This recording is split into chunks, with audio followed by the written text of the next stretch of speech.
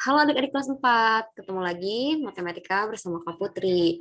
Nah, hari ini kita akan belajar mengenai data dan pengukuran. Apa aja yang akan kita bahas hari ini? Yang pertama yaitu kita akan mengenal mengenai data, kemudian penyajian data, dan yang terakhir yaitu pengukuran sudut. Nah, untuk yang pertama kita akan bahas terlebih dahulu mengenai mengenal data. Nah, apa itu data? Nah, data adalah keterangan yang benar dan nyata. Nah, pengumpulan data ini dapat dilakukan dengan dua cara, yaitu ada pengukuran data secara langsung dan pengukuran data secara tidak langsung. Bagaimana sih, Kak, pengukuran secara langsung? Nah, pengukuran secara langsung dilakukan untuk data-data yang sederhana dan dapat dilakukan secara mandiri karena data yang kita dapatkan dalam jumlah yang kecil. Nah, contohnya ini ada pengumpulan data jarak rumah ke sekolah dari 30 orang. Kemudian ada pengumpulan data tinggi badan dari 30 orang. Dan pengumpulan data ukuran pakaian dari 30 orang. Nah, nanti nih teman-teman di sekolah bisa mengukur data ya kepada teman sekelasnya. Kemudian ini ada nih pengukuran data secara tidak langsung, yaitu pengumpulan yang dilakukan melalui lembar isian atau formulir. Nah, pengumpulan data bisa digunakan dengan tujuan agar mempermudah kita dalam melakukan pengolahan data. Nah, contohnya pemilihan ekstrakurikuler, ini seperti tabel di samping. Ini ada nama, nanti diisikan nama teman-teman di kelas, kemudian tuliskan berapa banyak yang ikut pramuka, yang ikut menari, yang ikut olahraga, dan yang mengikuti paduan suara. Kemudian ada juga nih, kita bisa mengolah data mata pelajaran favorit siswa kelas 4 atau hobi siswa kelas 4. Kemudian kita akan membahas yang kedua, yaitu mengenai penyajian data. Apa aja sih, Kak? Nah, yang pertama, data bisa disajikan dengan tabel. Bagaimana contohnya? Nah, Kakak punya contoh soal nih. Sajikan data berikut dalam bentuk tabel frekuensi. Ini adalah data berat badan dari 10 orang siswa di kelas. Ini ada 26, 28, 29, 28, 30, 27, 30, 28, 28, dan 29. Kita tuangkan data ini ke dalam tabel. Kita pindahkan dulu nih data berat badannya. Kita urutkan dari yang terkecil sampai yang terbesar berada di paling bawah ya. Ini ada 26, 27, 28, 29 dan 30. Kenapa Kak nggak ada 31? Karena datanya juga nggak ada ya. Kita lihat nih besaran terkecilnya di antara ke 10 angka ini yang mana? Nah, karena ini 26, kita tuliskan paling atas 26, kemudian ada 27, ada 28, 29 sampai 30. Nah, keterangan nih dalam kolom turus dan jumlah dan frekuensi itu menunjukkan jumlah data. Kita hitung ya, yang 26 ada berapa nih, kita lihat datanya. Ada 1, maka kita tuliskan pagarnya hanya 1, frekuensinya 1. Jadi turus dan frekuensi ini besarnya sama ya. Kemudian ada 27, ini ada berapa? Ada 1, tulis 1. Angka biasanya juga 1. Kemudian 28 kita hitung, 1, 2, 3, 4, ada 4, maka pagarnya juga ada 4, frekuensinya 4 juga ya karena sama turus dan frekuensi dan seterusnya. Kemudian kita jumlahkan nih frekuensinya yaitu 10. Nah, karena di soalnya ada 10 data dan ini jumlahnya 10, maka ini jawabannya sudah benar ya. Kalau teman-teman nanti jumlahnya masih beda, berarti ada yang salah ngitung ya. Kita hitung lagi jumlah datanya. Next. Nah, ini ada contoh penyajian data dalam bentuk batang.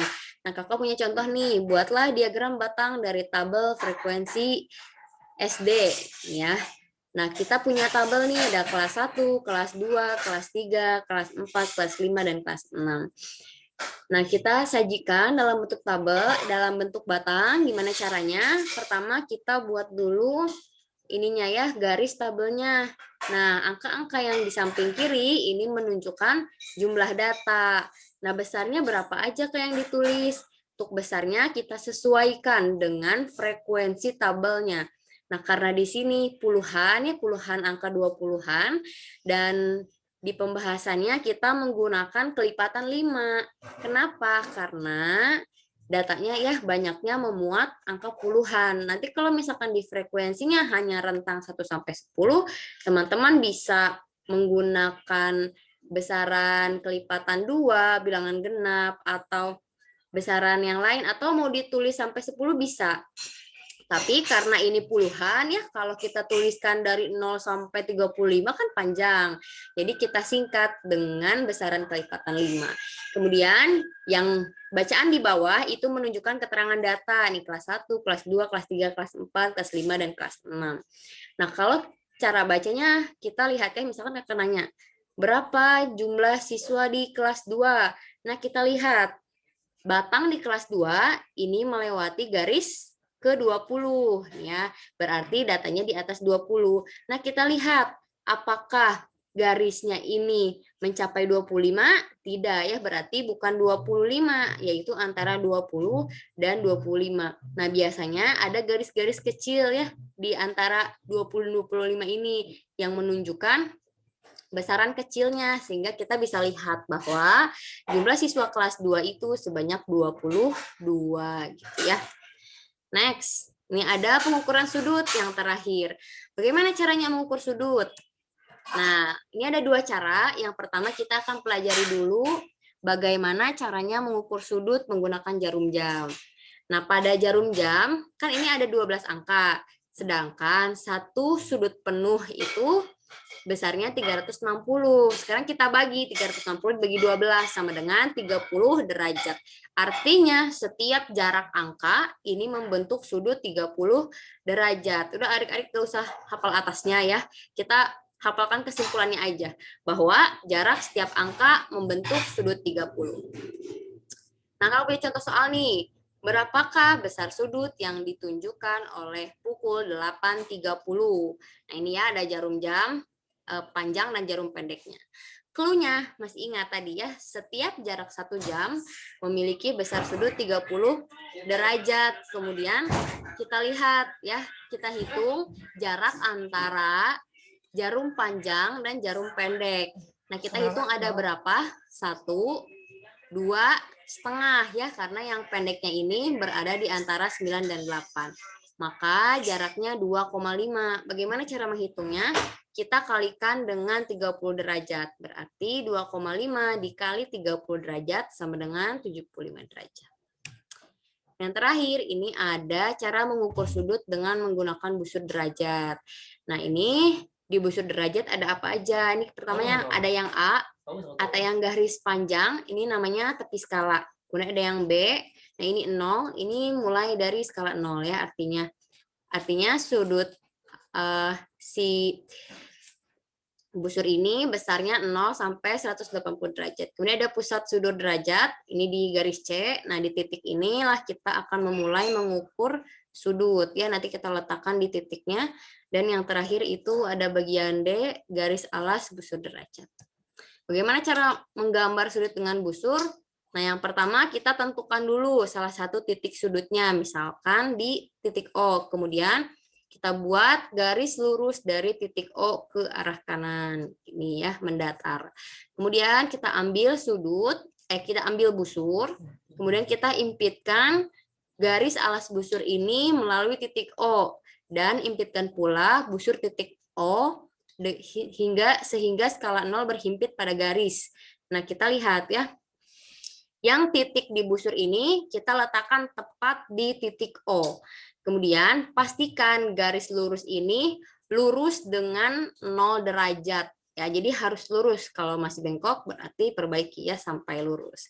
Selanjutnya, tentukan titik A pada skala 0. Nah, ini ya skala 0. Dan tentukan titik B pada skala tepi lengkung yang menunjukkan 50 derajat. Nah, ini kita kan akan menggambar sudut 50. Kita cari 50 itu di mana? Nah, ini ya di titik B. Nih ada yang tanda panah. Nah, kita kasih titik bayangan. Titik dengan pulpen atau pensil. Kemudian angkatlah busur derajat dan buatlah garis dari titik O melalui titik B. Setelah itu kita tarik busurnya, ambil, dan titik-titik ini kita hubungkan O dengan B. Nah, kita hubungkan dengan garis. Maka besar sudut BOA atau sudut O yaitu 50 derajat. Oke, segitu aja pembahasan kita hari ini. Sampai jumpa di pertemuan-pertemuan berikutnya. Semangat terus belajar matematika. Dadah.